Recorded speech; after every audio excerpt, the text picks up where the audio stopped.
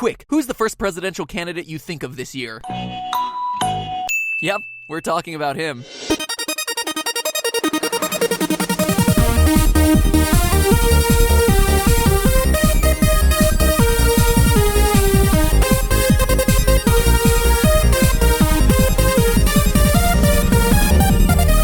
Internet, welcome to Film Theory, now fortified with 150% of your daily dose of knowledge. Now, producing this show forces me to stay pretty darn up to date with my TV viewing. It takes me to all sorts of programming, from killing zombies, to rose ceremonies, to yelling at people who have no idea how bidding works. Come on, people! When you're the last person to bid on The Price is Right, $1 is the best option. It's called playing the odds. But lately, there's been something interrupting my nightly dose of Modern Family: the election. But not just the election. One man in particular. Donald Trump. Mr. Trump. Donald Trump. Donald Trump. Donald Trump. Donald Trump. Donald Trump. Donald Trump.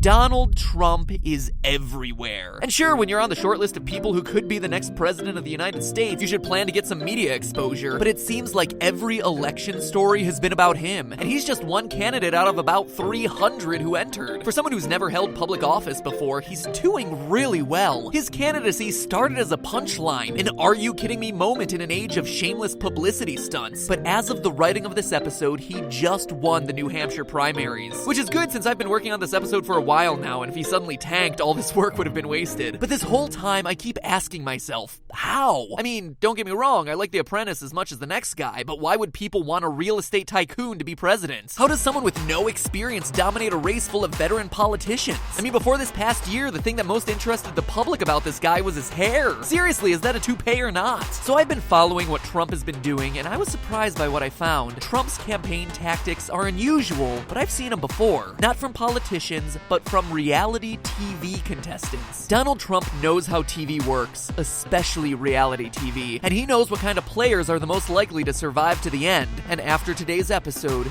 you will too. So if you want to become the next frontrunner for your nation's elected leader, stay tuned, because I'll show you how in 4 easy steps with the help of our good friend, the Don. Now, this comparison of an election to reality TV might seem absurd at first, but think about it. Both are contests with a cast of characters who have cameras rolling on them all the time. Just like the Channel E and shows like Entertainment Tonight cover the latest news about the Kardashians, channels like CNN and shows like the Nightly News cover the election. It's all news, and it's all entertainment, just with various degrees of substance, most of the time. Trump is the one who seems to be most aware of the camera, the one who wants this race to be as much a spectacle as it is a political discussion, and the Washington Post says he uses Twitter far more prolifically than the other candidates, so he's clearly playing the game in a more modern, media-savvy fashion than his opponents. In the first several months of his campaign, that reality TV style of self-promotion and gamesmanship has been translating to voter support. And so, my fellow humanoids, here's the reality show blueprint that Trump has been using as his ultimate trump card. Sorry, that pun was pretty ham-handed. Step 1, create a clear persona. Reality shows have big casts and a limited time to introduce viewers to them, so the simpler and more memorable someone's persona is, the better. Pop culture philosopher Chuck Klosterman notes in his book Sex, Drugs, and Cocoa Puffs that reality shows like The Real World, the granddaddy of reality TV, put a lot of effort into boiling down their participants into oversimplified archetypes, like the guy who plays the race card, or naive Southern girl. Think about some of reality TV's most iconic moments and characters. Johnny Fairplay from Survivor, who lied about his grandmother's death to stay an extra week on the show. My grandmother's sitting home watching Jerry Springer right now. Villain, Puck from The Real World, who wore a Nazi swastika shirt and refused to remove it when he was asked to by his Jewish housemate. Villain, Omarosa from season 1 of The Apprentice, who wrongfully claimed that other contestants were racist. I called her a baby. I told her to go in a corner and get her a pacifier in her blanket and go cry, which is what she always does. Villain.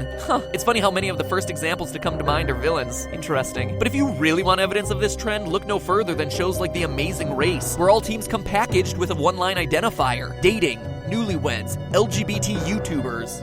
Wait, Tyler? Tyler, what are you doing on there? And Bernie Burns! Well, fine, I see that neither of you wanted to be my partner. That's okay. My feelings aren't hurt or anything. In all seriousness, though, recent seasons of Survivor have stopped trying to hide it altogether. Heroes versus villains, brains versus brawn versus beauty. It's like high school all over again. Jock, nerd, girl with loose morals. We as humans just like to classify. It's more efficient. If I say, man, that guy is such a jock, you already know a lot about him without me having to explain his whole life history. And if you're picking one candidate in this year's presidential race who doesn't care about getting along with other people and fits into a few simple categories, it's Donald Trump. Whether you pay attention to politics or not, you know what kind of qualities Trump is using to identify himself with. He's a businessman, not a politician. He's rich, he's famous, he's successful, and he's not afraid to say whatever pops into his head. Depending on your perspective, he's either a bully or a no-nonsense outsider. But either way, Trump has labeled himself better than any other Republican in the race. Other candidates are more experienced, to be sure, but can you put Marco Rubio or Ted Cruz into a box that easily? No, and that makes them a lot harder to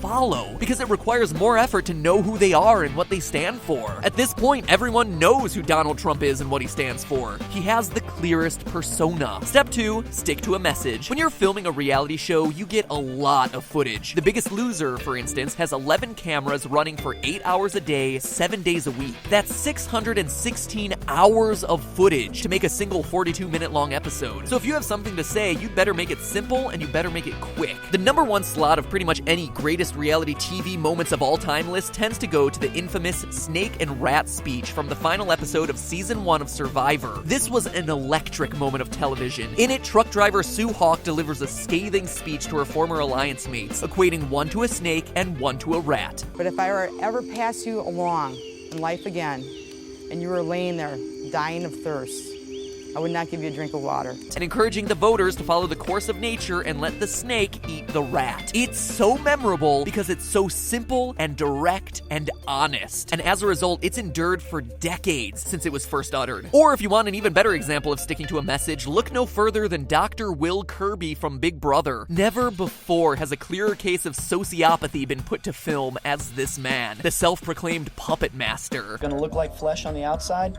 You rip it open, and it's just circuitry and wires. But what makes him so special? In the second season, he repeatedly told everyone to their face that he would lie to and betray them on the show. And he did! Week after week, his teammates would get backstabbed, and yet they continued to trust him until he eventually won the whole show. He won the show!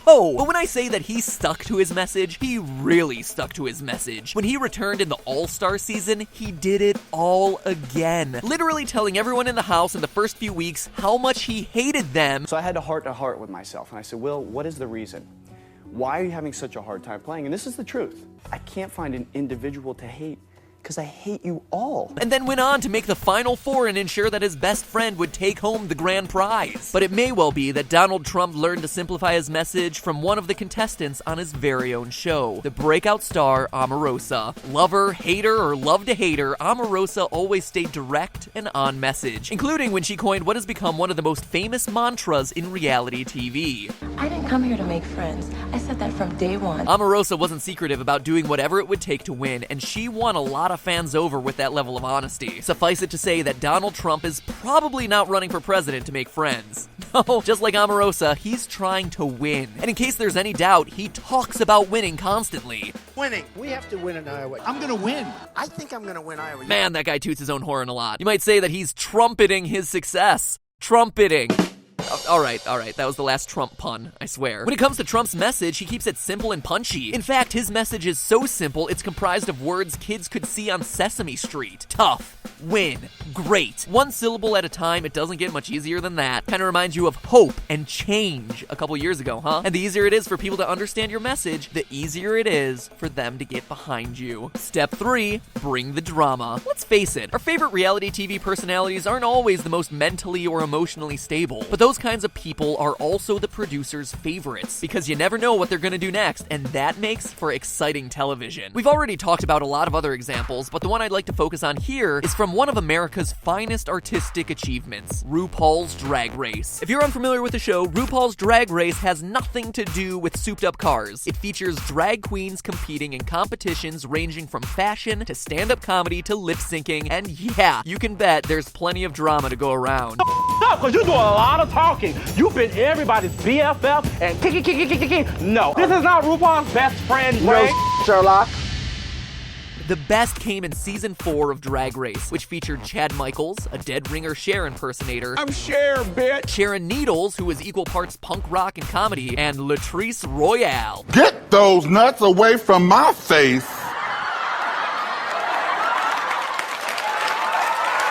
But in a field of talented, funny drag queens, it felt like one in particular, Fifi O'Hara, was dominating all the airtime. How? By bringing the heat to anyone and everyone. Everyone hated her. She was the worst. I hated watching her. It was awful. But at the same time, I couldn't look away. At least I am a showgirl, bitch. Go back to Party City where you belong. Similarly, nobody on the campaign trail this past year has had or created more beef than Donald Trump. He started so many fights, it's a surprise that Vince McMahon hasn't hired him on to be a professional wrestler. Actually, Donald Trump? Yeah!